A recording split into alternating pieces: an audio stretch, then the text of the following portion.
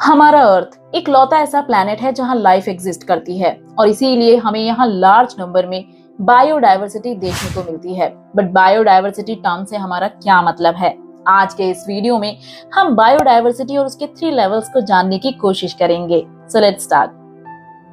Biodiversity मिलकर बनता है 2 वर्ड से। बायो मीन्स लाइफ और diversity means variety. In simple terms biodiversity से हमारा मतलब है एक स्पेसिफिक ज्योग्राफिकल रीजन में डिफरेंट काइंड्स के लिविंग ऑर्गेनिज्म का होना, जिसमें शामिल है variety of plants, animals, fungi और अदर लिविंग थिंग्स। इवन इसमें शामिल है वो टाइनी सिंगल सेल एल्गी भी, जिसे माइक्रोस्कोप के बिना देखना इम्पॉसिबल है। बायोडायवर्सिटी को मेजर करने का मोस्ट कॉमन तरीका है एक पर्टिकुलर एरिया में रहने वाली टोटल नंबर ऑफ स्पीसीज को काउंट करना। किस जगह पर कितनी बायोडायवर्सिटी है ये डिपेंड करता है 2 चीजों पर। पहला सोलर रेडिएशन और दूसरा water. For example tropical region जो साल भर वार्म रहते हैं और इन रीजन में एक्सेसिव रेनफॉल होता है, जिस वजह से यहाँ सबसे ज्यादा डायवर्सिटी देखने को मिलती है। टेम्परेट रीजन जहाँ हमें मॉडरेट क्लाइमेट देखने को मिलता है, इन रीजन में लेस बायोडायवर्सिटी पाई जाती है। और ऐसे रीजन जहाँ की कंडीशन काफी ड्राई और हार्श होती हैं, वहां पाए जाने वाली बायोडायवर्सिटी और भी कम हो जाती है। जनरली ऐसे रीजन जो इक्वेटर के काफी क्लोज है, for example south American continent में लोकेटेड अमेज़न रेन फॉरेस्ट, जो बायोलॉजिकली सबसे ज्यादा डाइवर्स हैं। यहाँ एटलीस्ट 40,000 डिफरेंट प्लांट्स की स्पीसीज पाई जाती हैं। हमारी अर्थ पर आज जो बायोडायवर्सिटी हमें नजर आती है, इसे इवॉल्व होने में 2.5 to 3.5 बिलियन ईयर्स लगे हैं। ह्यूमंस के आने से पहले अर्थ पर काफी ज्यादा डायवर्सिटी थी, बट जैसे जैसे ह्यूमंस का इमर्जेंस हुआ वैसे ही बायोडायवर्सिटी डिक्लाइन होने लगी। अगर ओवरऑल ये देखा जाए कि अर्थ पर पाए जाने वाले एनिमल्स और प्लांट्स के स्पीसीज के कितने नंबर हैं, तो इनका नंबर 2 मिलियन से 100 मिलियन के बीच में है।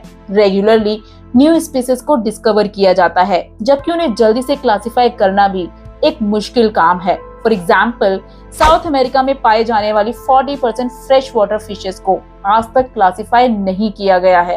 ट्रॉपिकल फॉरेस्ट जो बायोडायवर्सिटी में काफी रिच है, वहां पाए जाने वाली ऐसी कई स्पीसीज हैं जिन्हें आज तक क्लासिफाई नहीं किया जा सका है। बायोडायवर्सिटी बेसिकली एक ऐसा सिस्टम है जो आज भी इवॉल्व हो रहा है। एक स्पीसीज की एवरेज हाफ लाइफ होती है 1 and 4 मिलियन ईयर्स। मींस एक स्पीसीज जो इस वर्ल्ड में आई है उसकी लाइफ 10 से 40 लाख ईयर्स है। इसका मतलब है एक समय के बाद वो स्पीसीज अनकॉम्पिटिटिव हो जाएंगी, जिसके बाद वो एक्सटिंक्ट हो जाएंगी। ऐसी 99% स्पीसीज है जो आज एक्सटिंक्ट हो चुकी हैं। बायोडायवर्सिटी को 3 लेवल्स पर डिस्कस किया जा सकता है: जेनेटिक डायवर्सिटी, स्पीसीज डायवर्सिटी और इकोसिस्टम डायवर्सिटी। पहले बात करते हैं जेनेटिक डायवर्सिटी के बारे में। जीन्स के बारे में आप सभी ने जरूर सुना होगा। किसी भी लाइफ फॉर्म को बनाने का जो बेसिक बिल्डिंग ब्लॉक होता है उसे जीन्स कहा जाता है। एक स्पीसीज के अंदर अलग अलग टाइप के जीन्स पाए जाते हैं। फॉर एग्जांपल होमो सैपियंस जो एक स्पीसीज है, लेकिन अलग अलग इंडिविजुअल के जीन्स में काफी डिफरेंसेस होते हैं। जब किसी के डीएनए की प्रोफाइलिंग की जाती है तो उसके जरिए उस इंडिविजुअल के जीन्स का पता लगाया जाता है। ओवरऑल एक इंडिविजुअल का ग्रुप जिनके अंदर कुछ सिमिलैरिटीज होती हैं उन्हें एक स्पीसीज कहा जाता है। फॉर एग्जांपल डॉग्स की अपनी स्पीसीज होती हैं, कैट्स की अपनी या फिशेस की अपनी। अगर हम स्पेसिफिकली सिर्फ होमो सैपियन ग्रुप की बात करें तो लोगों की बॉडी का स्ट्रक्चर एक जैसा है, बट उसके बाद भी वो आइडेंटिकल नहीं होते हैं। उनके स्किन, आईज का कलर या हेयर का कलर अलग होता है, हाइट वेट अलग होता है और ओवरऑल अगर देखा जाए तो फिजिकल अपीयरेंस अलग होता है। स्पीसीज के अंदर पाए जाने वाले जीन्स में वेरिएशन होना ही जेनेटिक डायवर्सिटी कहलाता है। और ये जेनेटिक डायवर्सिटी कई फैक्टर्स पर डिपेंड करती है। फॉर एग्जाम्पल अगर आप अफ्रीका में रहने वाले लोगों को यूरोप में रहने वाले लोगों से कंपेयर करो तो आपको उनके फिजिकल अपीयरेंस में काफी डिफरेंसेस दिखाई देंगे।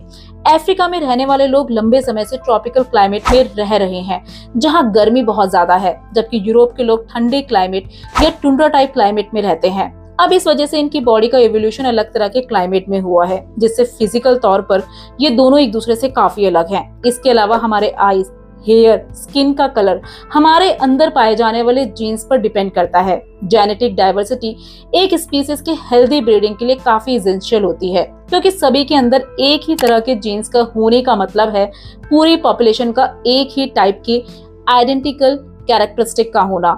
तो ऐसे में स्पीसीज लंबे समय तक सरवाइव नहीं कर पाती है। हेल्दी ब्रीडिंग के लिए जेनेटिक डाइवर्सिटी का होना बेहद जरूरी है। Next is species diversity.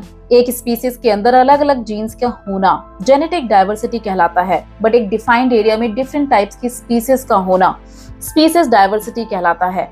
For example, जैसे कि हमारे आसपास ही हमें प्लांट्स और एनिमल्स की डिफरेंट स्पीसीज देखने को मिलती है। फॉर एग्जाम्पल डॉग, कैट या फिशेस, या फिर ट्रॉपिकल एरियाज जहाँ स्पीसीज की डाइवर्सिटी बहुत ज्यादा है। इन स्पीसीज की डाइवर्सिटी को मेजर किया जाता है उनकी रिचनेस, एबिडेंस और टाइप्स के थ्रू। कुछ एरियाज दूसरे एरियाज के कंपैरिजन में स्पीसीज में काफी ज्यादा रिच होते हैं। फॉर एग्जांपल कॉन्गो फॉरेस्ट या फिर अमेज़न फॉरेस्ट, जहां एनाकोंडा से लेकर प्लांट्स की ऐसी स्पीसीज देखने को मिलती है जो दूसरे एरियाज में मौजूद नहीं है। और ऐसे एरियाज जो स्पीसीज की डाइवर्सिटी में काफी ज्यादा रिच हैं, उन्हें हॉटस्पॉट ऑफ डाइवर्सिटी कहा जाता है। इस मैप में इन हॉटस्पॉट को देखा जा सकता है। Last is ecosystem diversity. Ecosystem ये एक ऐसा सिस्टम है जहां लिविंग ऑर्गेनिज्म अपने नेचुरल हैबिटेट में अपने एनवायरनमेंट के नॉन लिविंग एलिमेंट के साथ रहते हैं। इनके बीच के इसी इंटरेक्शन को, जो किसी भी जगह हो सकता है, कहलाता है इकोसिस्टम। अब एक एरिया में कितने तरीके के इकोसिस्टम पाए जाते हैं, उसे कहा जाता है ecosystem diversity. For example India, जहां आपको mountain, desert, plain, mangrove forest etcetera देखने को मिलते हैं।